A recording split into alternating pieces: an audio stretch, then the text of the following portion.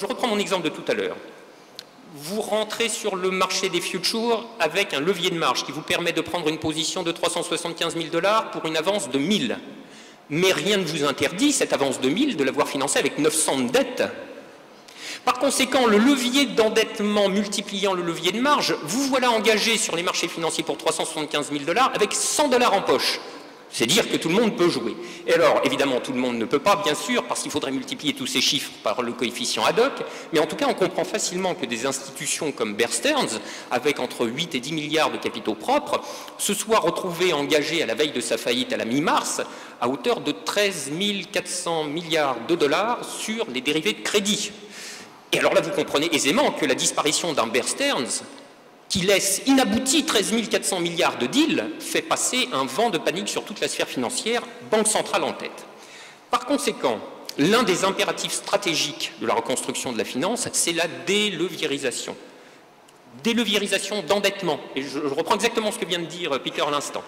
Limiter réglementairement les leviers d'endettement accordés par les prime brokers à leurs clients hedge funds. Qu'est-ce que c'est que les prime brokers? Ce sont les banques d'investissement qui sont fournisseurs de services financiers intégrés pour les hedge funds. Elles passent leurs ordres, elles tiennent leurs comptes titres et elles leur fournissent du crédit, c'est-à-dire elles les leviérisent. Et de même, à part les hedge funds, il s'agit de soumettre toutes les banques à un ratio global de leviérisation maximale autorisée. Deuxième déleviérisation, la déleviérisation de marge. En relevant le niveau des dépôts de marge, alors à 50%, 80%, je le dis manière de causer, mais le but est de vous montrer l'ordre de grandeur. Ça ne sera pas les 1 ou 2% ridicules qui sont en vigueur actuellement. Troisième proposition, qui découle des précédentes, reprendre le contrôle politique des entreprises de bourse, car le saviez-vous, les structures de marché financiers sont gérées par des entités privées. Alors vous pouvez très bien vous présenter à Euronext ou à Clearstream ou au New York Stock Exchange pour solliciter leur bonne volonté et leur demander de relever les dépôts de marge, car ce sont elles qui les fixent, de 2% à 80%, mais vous voyez venir le résultat en probabilité dominante. Et on a donc cette situation absolument extravagante que les structures même des marchés financiers sont laissées au bon soin d'entités privées absolument souveraines. Par conséquent, il faut fermer cette aberration et reprendre le contrôle politique de ces structures de marché, et je ne vois pas que ça puisse passer par autre chose qu'une forme ou une autre de nationalisation, éventuellement sous un statut européen si on a le goût des songes. Quatrième proposition, fermeture des marchés de gré à gré. Alors, les transactions de gré à gré, c'est aussi des transactions sur les produits dérivés, mais hors marché organisé. C'est pour ça qu'on les appelle OTC, over the counter, comme dit la finance. Et alors, par définition, ces transactions de gré à gré sont conclues dans des termes qui sont agréés bilatéralement par les seules parties impliquées par le deal. Et en l'espèce, il n'y a strictement aucune obligation formelle de dépôt de marge. Certaines parties en demandent, pas toutes, enfin tout ça est laissé à l'appréciation générale des investisseurs. Et alors là, comme pour la titrisation, interdiction complète et rapatriement immédiat dans les marchés organisés de toutes les transactions OTC, évidemment aux conditions énoncées par les propositions 2 et 3 précédentes. Cinquième proposition, et là vous voyez qu'on monte dans les étages, hein, on est parti des banques, les structures de marché, maintenant on est à la macroéconomie et à la politique monétaire. Parce qu'en effet, d'où viennent les liquidités investies sur les marchés? Hélas, des épargnes des salariés qui n'en savent rien, ou s'ils le savent, qui n'en peuvent mais. Tout ça est pompé par les fonds de pension, les fonds mutuels, l'assurance vie, les investisseurs institutionnels de tout poil et réinjecté sur les marchés financiers pour faire quoi? En général, les salariés n'en savent rien. Autre composante cependant qui alimente et grandement la bulle spéculative, le crédit bancaire. Alors là, pour priver la bulle de son oxygène, il faut asphyxier la finance par le crédit et resserrer la politique monétaire. Bon, alors j'imagine que l'objection vous vient immédiatement à l'esprit, c'est-à-dire on va relever les taux, la finance va tirer une grosse langue violette, mais l'économie réelle va mourir quelque temps plus tard. Et là, on retrouve un dilemme classique de la politique monétaire, c'est qu'elle a un seul instrument, le taux d'intérêt, pour une multiplicité d'objectifs souvent contradictoires. Et c'est bien le cas ici. Avec le même taux d'intérêt, il faut casser les reins à la spéculation et soutenir la croissance. Comment faire? Eh bien, le dilemme admet une solution qu'on pourrait qualifier de politique monétaire dédoublée, avec des taux d'intérêt distincts. C'est la cinquième proposition. Un taux d'intérêt réel consacré au refinancement des crédits qui ont été dirigés vers les seuls agents de l'économie productive. Un taux d'intérêt qu'on qualifiera, pour faire original, de spéculatif, consacrés au refinancement des crédits qui ont été dirigés aux seuls agents de l'économie financière. Et alors là, maintenant, on est tout à fait à l'aise. On peut élever le taux spéculatif à des niveaux meurtriers pour casser les reins de la spéculation, tout en maintenant le taux dit réel à des niveaux aussi bas que possible pour maximiser la croissance et l'emploi.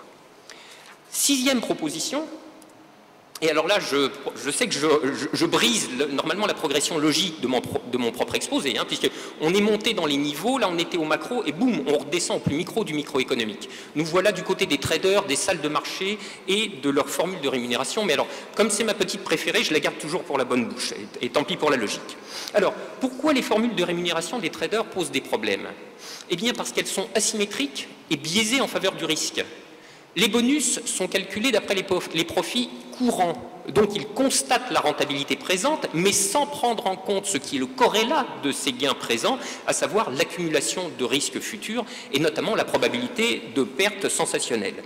De sorte que, dans la formule de bonus standard en vigueur actuellement, pendant la bulle, le bonus est positif, et pendant le crack, le bonus est au pire égal à 0. Alors, pile je gagne, face je ne perds pas. Pour les soi-disant professionnels du risque, vous avouerez quand même que c'est pas trop inconfortable. Alors, moi je propose d'être mathématiquement conséquent et d'adopter des formules de rémunération que je qualifierais d'algébriques. Si pendant la bulle le bonus est positif, et je mets un si parce que en amont on pourrait questionner tout de même la légitimité de ce genre de mesure, hein, de ce genre de rémunération. Mais si pendant la bulle le bonus est positif, alors pendant la crise, logiquement, le bonus est négatif. Ça veut dire, pour les traders, il faut rembourser. Il faut rembourser les gains qui ont été formés pendant la bulle, parce que ces gains dérivent de stratégies d'investissement qui sont celles-là même qui ont fait naître le risque de la crise et qui ont engendré l'éclatement et les pertes. Et alors là, si vous voulez, moi, j'aime beaucoup cette affaire parce que on frappe les traders, on frappe les hommes de la finance, mais plus qu'au portefeuille, vous voyez, on les frappe au mode de vie. Est-ce que vous comprenez? Ah, c'est là qu'est l'os.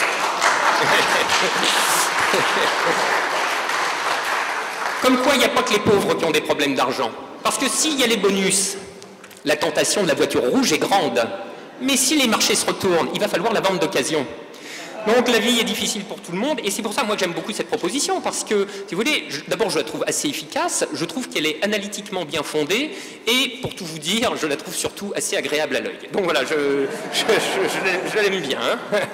Alors, je voudrais conclure en bouclant la boucle, et en remontant des propositions aux principes et des principes à l'intention directrice, qui est une intention politique finalement, hein, parce que, en définitive, à quoi répond ce schéma d'ensemble, ou plus exactement cette esquisse très incomplète hein, que je vous en ai présentée?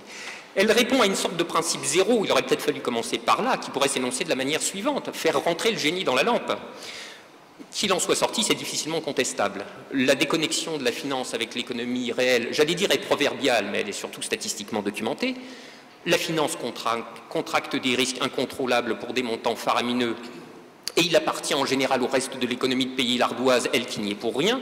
Et surtout, la finance est devenue un univers de profitabilité absolument hors norme. Alors je vous donne quelques éléments d'ordre de grandeur.